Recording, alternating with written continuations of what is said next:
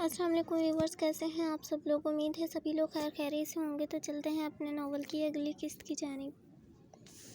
آج بھی وہ اس کمرے میں لیٹی چھت کو کھورنے کا مشغلہ سر انجام دے رہی تھی، مگر آج فرق صرف اتنا تھا، اس وقت دماغ ہر اچھی بری سوچ سے عاری تھا۔ غیر مرئی نقطے پر نظریں جمائے وہ پاگلوں کی طرح پوری آنکھیں کھولے دھیمے دھیمے سانس لے رہی تھی۔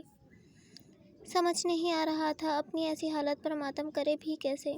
عام طور پر بس سے باہر بات ہو جانے پر وہ رو دیتی تھی، مگر آج نہ جانے کیوں سب کھو جانے کے بعد بھی رونا نہیں آ رہا تھا۔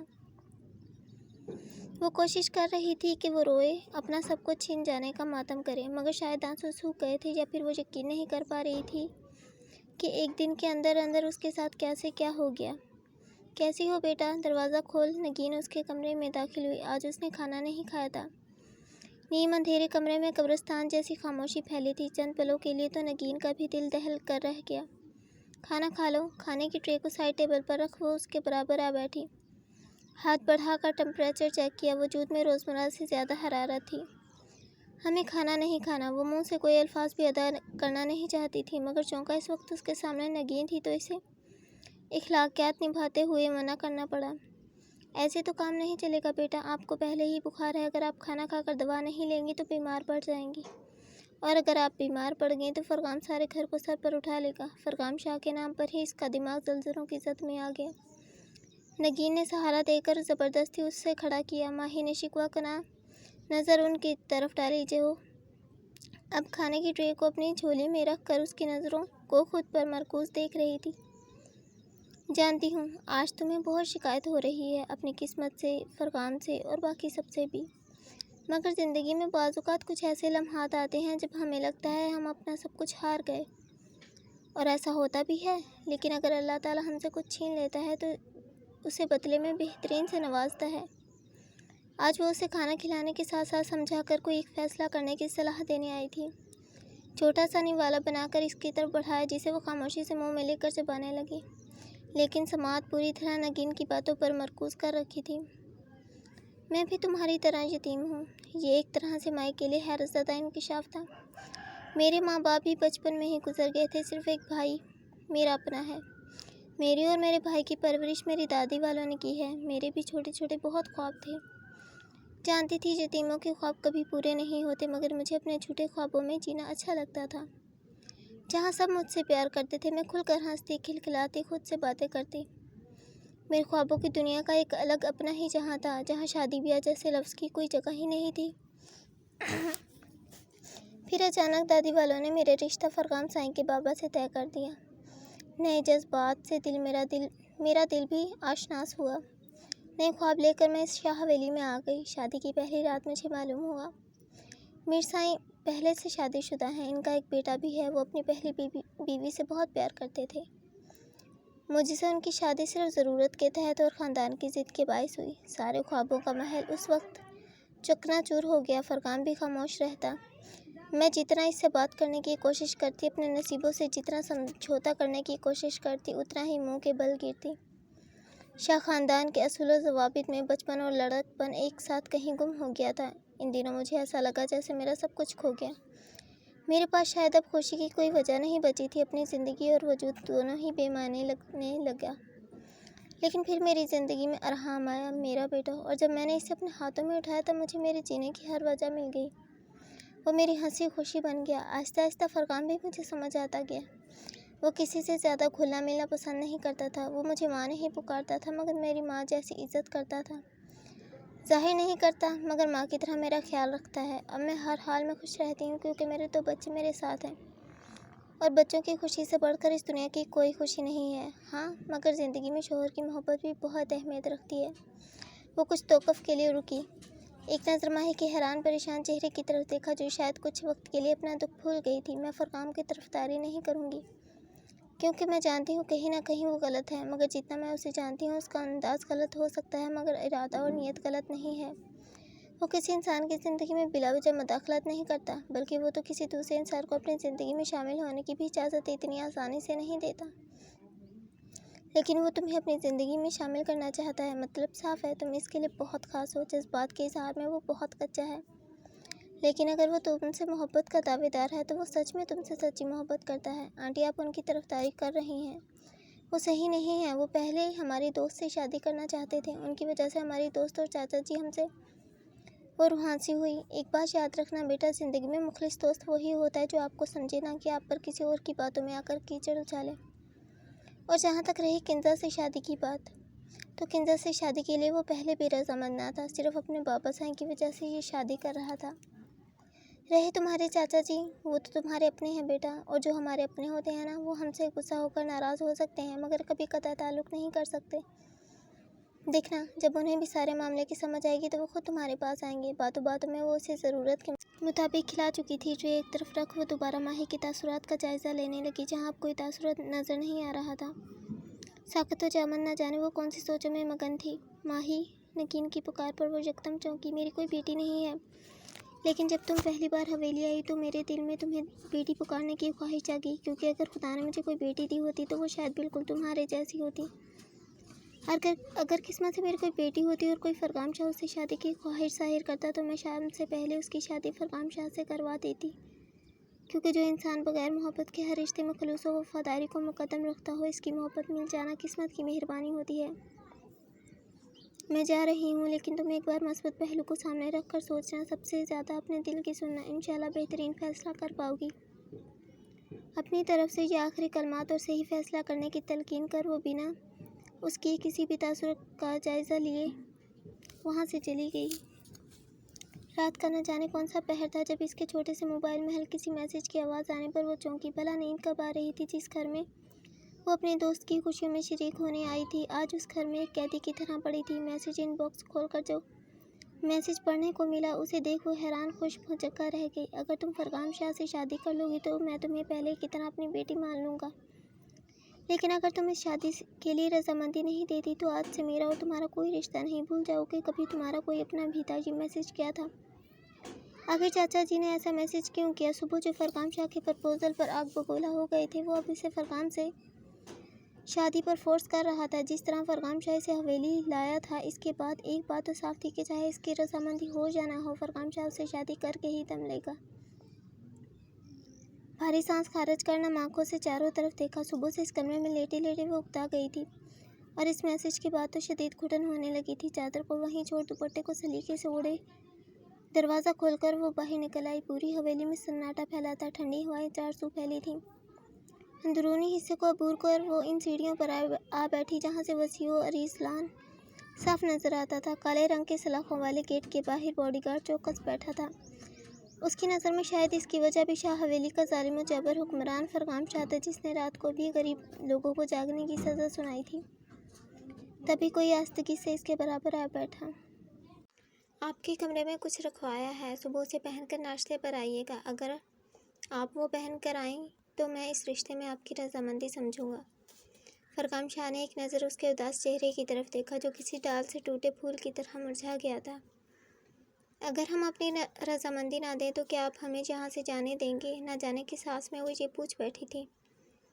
माँ के जाने के बाद हमारी ज़िंदगी में अगर किसी सनफ़े नाजुक ने डेरा जमाया है तो वो आप हैं। औरत से ज़बरदस्ती और ज़्यादती को हम बहुत बुरा मानते हैं, इसीलिए चाहते हैं आप इस रिश्ते के लिए दिल से हामी भरें, क्योंकि हम आपसे ज़बरदस्ती नहीं करना चाहते, मगर आपसे दिल के तार जुड़ गए हैं। इसीलिए अब हम आपको खुद से दूर जाने नहीं दे सकते हैं। बज़ाहिर लहजा नरम था, मगर फैसले में कोई लचक ना थी। हम आपसे मोहब्बत नहीं करते। आंखें नम और लहजा गुलगुज़ हो गया। कोई फ़िक्र नहीं, करने लग जाएंगी। लापरवाह अंदाज़ देख वो कड़ के रह गई। मोहब्बत कोई एक दो दिन में नहीं हो जाती। ना चाह कर भी वो शिकवा कर गई। आपसे किसने कह दिया हमें आपसे एक दो दिन की मोहब्बत है? वो हल्का सा हंसा, मगर माही ने पहली बार हैरत से रुख मोड़ कर इसकी तरफ देखा। मतलब कुछ खास नहीं चंद माही, ये सब बात की बातें हैं। इसकी आंखों में आंखें डालकर वो धीरे से इसके कान के करीब झुका। आपको अंदाज़ा भी नहीं है आपकी यादों ने हमें कितना तड़पाया है। जिस दिन हमारी दस्तरी में आ गए उस दिन सारे हिसाब बेबाक और हम एक होंगे। इसकी बेबाकी पर वो हक्का बक्का रह गई। गाल शर्म से दहकने लगे। आप अभी शर्म से गुलनार हो रही हैं, हमने अभी कुछ किया भी नहीं। इसका शर्म से लाल चेहरा देख वो और बेबाक हुआ। पसीने से भीगी हथेलियों की मुट्ठी बनाकर वो वहाँ से जाने का इरादा बांधने लगी, जब फरगाम शाह की आवाज़ पर वो दोबारा रुकी। अच्छा सुने, मैं बहुत रोमांटिक اس کی بات پوری ہونے سے پہلے ہی وہ وہاں سے بھاگ کر اپنے کمرے کی طرف بڑھ گئی۔ ہرے رنگ کی پاؤں کو چھوتی نفیس کڑھائی اور موتیوں سے سجی یہ فراق اسے کسی کے اعلیٰ ذوق کی مثال لگی۔ شاید فرغام شاہ اسی کے بارے میں بات کر رہا تھا۔ کل رات جب وہ واپس اپنے کمرے میں آئی تو ایک شاپنگ بیگ بیڈ پر پڑا تھا جس میں یہ فراق پیک تھی۔ شاور لے کر وہ وہی فراق زیب تن کیے آئینے کے سامنے کھڑی تھی۔ حیرت تھی اسے یہ فراق بالکل فٹ تھی، مگر کیسے؟ اس کا جواب نہ تو اس کے پاس تھا اور نہ ہی فرغام شاہ سے پوچھنے کی ہمت۔ آئینے میں اپنا عکس دیکھ کر ایک بار پھر فرغام شاہ کی چوائس کو سراہنے کا دل چاہا۔ یہ کوئی خاص کامتر فراق نہ تھی، مگر چونکہ ماہی نے آج تک اتنا کامدار سوٹ زیب تن نہیں کیا تھا، اسی وجہ سے یہ ہلکا پھلکا کام بھی اسے ہیوی لگ رہا تھا۔ چاچا جی، ہم یہ سب آپ کے کہنے پر کر رہے ہیں۔ ایک آپ ہی ہمارے اپنے ہیں۔ ہم نے آپ کو ناراض کیا ہے اور آپ کو ناراض کرنے کی تلافی میں ہمیں جو بھی قیمت چکانی پڑے ہم چکائیں گے۔ رہی فرغام شاہ سے شادی کرنے کی بات، آپ ہمارے بڑے ہیں، اگر آپ نے کچھ بولا ہے تو سوچ سمجھ کر ہی بولا ہوگا۔ آنٹی نے بھی تو بولا تھا جو آج ہمیں غلط لگ رہا ہے، کیا پتہ اس میں ہماری بہتری ہو۔ آئینے کے سامنے کھڑی وہ خود سے ہی ہم کلام تھی۔ بڑا سا دوپٹہ سر پر سلیقے سے جمایا اور چھوٹے چھوٹے قدم اٹھاتی کمرے سے باہر نکل آئی۔ آج ناشتے کی میز پر چند لوگ ہی موجود تھے۔ کنزا اور خورشیدہ بھی اپنے کمرے میں ہی تھے۔ ویسے بھی کل شام ارحام کی باتوں نے جس قدر ان دونوں ماں بیٹی کی عزت افزائی کی تھی، اس کے بعد سبھی لوگ جانتے تھے ایک ہفتے تک تو وہ دونوں ماں بیٹی پورے گھر والوں سے ایک لفظ غلط بھی نہ بولیں گی۔ میشا آج وقفے سے ارحام کو قہر برساتی نظروں سے گھور رہے تھے، مگر وہاں پرواہ کسے تھی؟ نگین بھی پرسکون تھی۔ کل ان کے بیٹے نے خود ہی سب کچھ سنبھال لیا۔ ماہی کو بھی کل رات انہوں نے اپنی طرف سے سمجھایا تھا، اب دیکھو وہ کیا فیصلہ لیتی ہے۔ بوا جان، کھنکتی آواز نے کھانے کی میز پر براجمان سبھی لوگوں کو چونکا دیا۔ حوریہ اپنی بھانجی کو دیکھ وہ حیران ہوئی۔ السلام علیکم ایوری ون۔ سب کو ایک ساتھ سلام کر وہ نگین کی طرف متوجہ ہوئی، مگر ارحام شاہ کا دل تو جیسے دھڑکنا بھول گیا۔ منہ کے قریب جاتا چمچ راستے میں ہی ساکت ہو گیا۔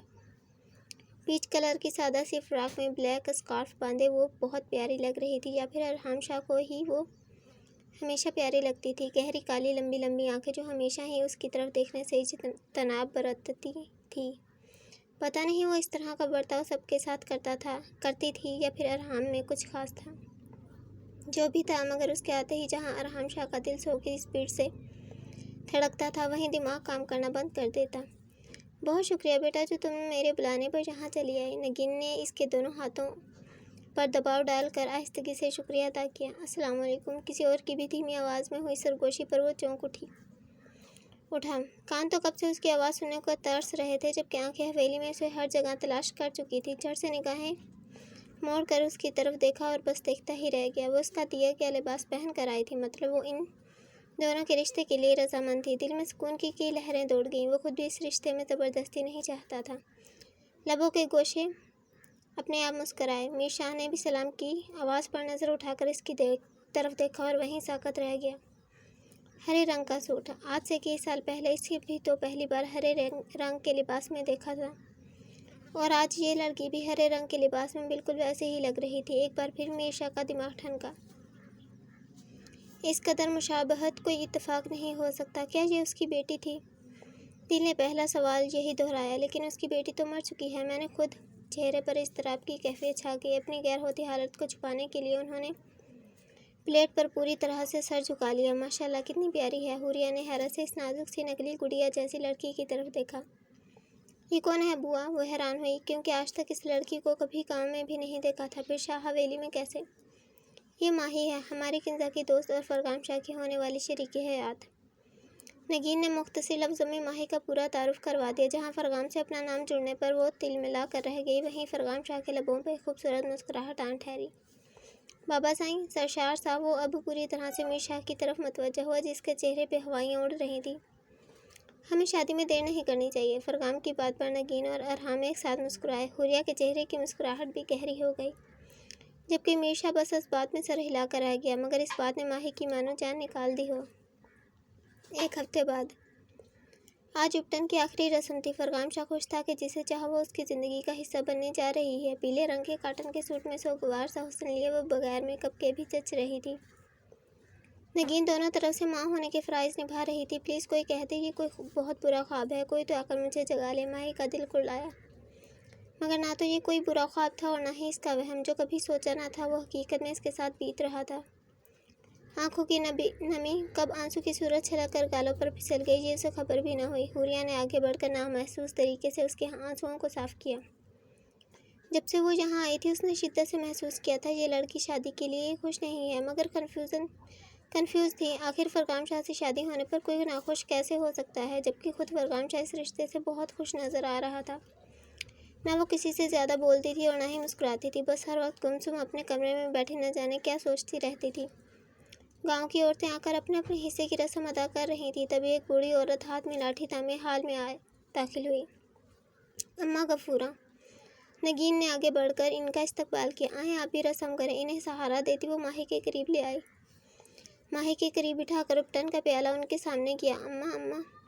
नगीन के पुकारने पर भी वो इसकी तरफ मुतवज्जा ना हुई, बस एकटक माही के चेहरे की तरफ देखे जा रही थी। तू कब आई रे? उन्होंने हाथ बढ़ाकर माही के बाजू को हिलाया तो नगीन हल्का सा चौंकी। माही ने आहिस्तगी से सर उठाकर इनकी तरफ देखा। कितना वक्त हो गया तुझे देखे? जल्द आने का वादा करके गई और सालों बाद भी वापस न आई। अम्मा गफूरा की आंखों में आंसू आ गए, जबकि इनकी अजीबोगरीब बातों पर सभी लोग हैरान हुए। मैं तो बूढ़ी हो गई, तू कैसे बिल्कुल वैसी ही पड़ी है? उन्होंने हैरत से माही के चेहरे को छू कर देखा। हम आप किसकी बात कर रहे हैं? माही तो पहली बार गाँव आई है। आखिरकार नगीन आगे बढ़ी। आपको गलत फहमी हुई है, आप शायद माही को कोई और समझ रही हैं। नगीन ने तसल्ली से उन्हें समझाने की कोशिश की। आखिरकार इनकी उम्र हो गई थी, शायद तभी इन्हें कोई गलत फहमी हो रही है। गलत फहमियाँ तो आजकल के लोगों को होती हैं। आजकल के लोग अपनों को भूल जाते हैं। मैं बूढ़ी ज़रूर हो गई हूँ, मगर अभी भी मुझे अपनों की पहचान है। अम्मा गफूरा ने नगीन को कुछ पल के लिए लाजवाब कर दिया। मगर अम्मा, माही तो सच में पहली बार गाँव आई है। वो इनकी बातों से मुत्तफिक थी, मगर ये भी सच था, माही पहली बार गाँव आई थी। इन सब के करीब से गुजरते मीरशाह की नज़र जैसे ही अम्मा गफूरा पर पड़ी, घबराहट के मारे हलक तक खुश्क हो गया।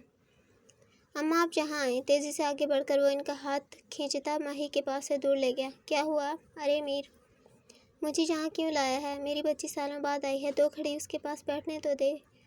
जो आप समझ रही हैं वो लड़की नहीं है। आपका दिमाग ख़राब हो गया है। नजीब, इनको ठंडा पानी पिलाओ, खाना वाना खिलाकर घर तक छोड़ाओ, इनकी तबीयत ठीक नहीं है। नहुसा से नजीब को हुक्म देते ही वो वहाँ से चले गए, जबकि अम्मा गफूरा खामोशी से मीरशाह की पीठ को घूर के रह गईं।